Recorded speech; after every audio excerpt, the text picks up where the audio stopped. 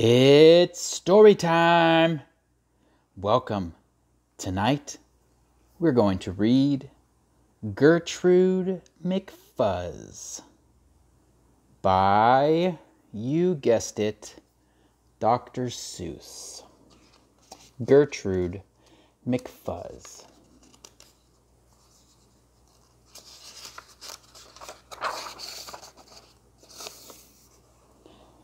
There once was a girl bird named Gertrude Mcfuzz, and she had the smallest plain tail ever was. One droopy droop feather, that's all that she had. And oh, that one feather made Gertrude so sad. For there was another young bird that she knew, a fancy young birdie named Lollaloo. And instead of one feather behind, she had two. Poor Gertrude, whenever she happened to spy Miss Lollaloo flying by in the sky, she got very jealous. She frowned and she pouted. Then one day she got awfully mad and she shouted, "This just isn't fair. I have one, she has two. I must have a tail just like Lollaloo."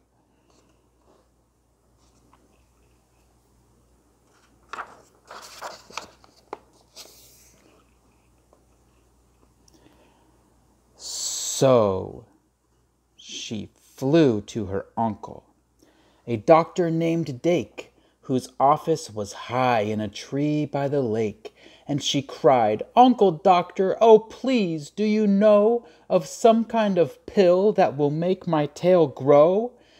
"Tut, tut," said the doctor, "such talk, how absurd! Your tail is just right for your kind of bird."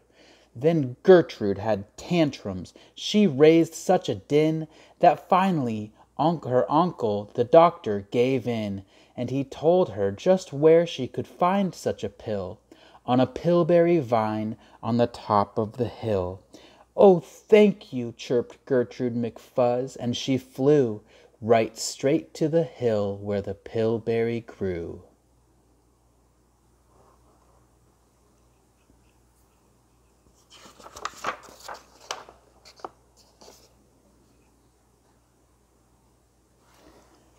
Yes, there was the vine, and as soon as she saw it, she plucked off a berry. She started to gnaw it. It tasted just awful, almost made her sick, but she wanted that tail, so she swallowed it quick. Then she felt something happen. She felt a small twitch, as if she'd been tapped down behind by a switch. And Gertrude looked round, and she cheered. It was true! 2 feathers, exactly like Lollaloo. Then she got an idea. "Now I know what I'll do. I'll grow a tail better than Lollaloo. These pills that grow feathers are working just fine." So she nibbled another one off of the vine.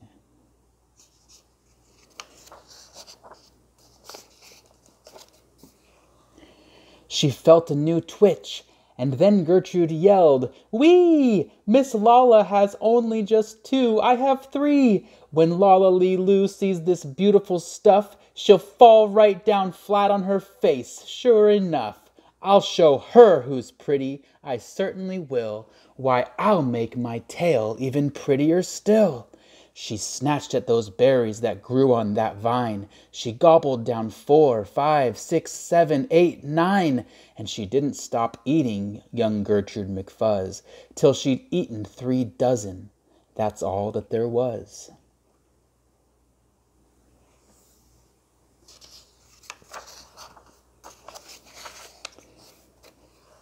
Then the feathers popped out with a zang, with a zing.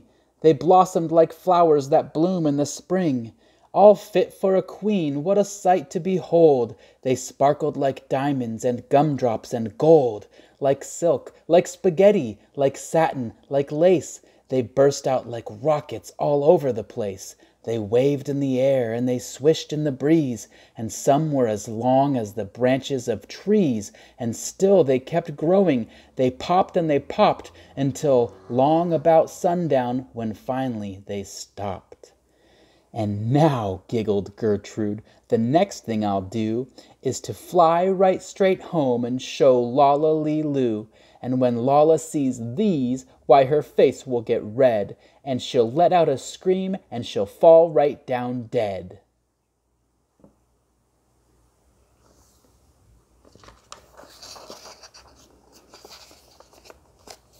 Then she spread out her wings to take off from the ground. But with all of those feathers she weighed 90 pound. She yanked and she pulled and she let out a squawk, but that bird couldn't fly, couldn't run, couldn't walk. And all through that night she was stuck on that hill, and Gertrude Mcfuzz might be stuck up there still, if her good Uncle Dake hadn't heard the girl yelp. He rushed to her rescue and brought along help.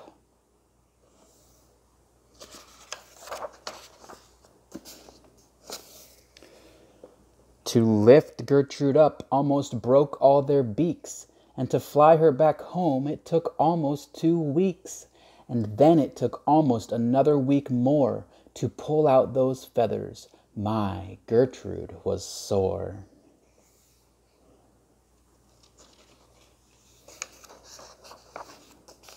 And finally, when all of the pulling was done, Gertrude behind her again had just one. That one little feather she had as a starter. But now that's enough, because now she is smarter. The end. Make sure to tune in for our next story. Ooh, it's a good one. All right.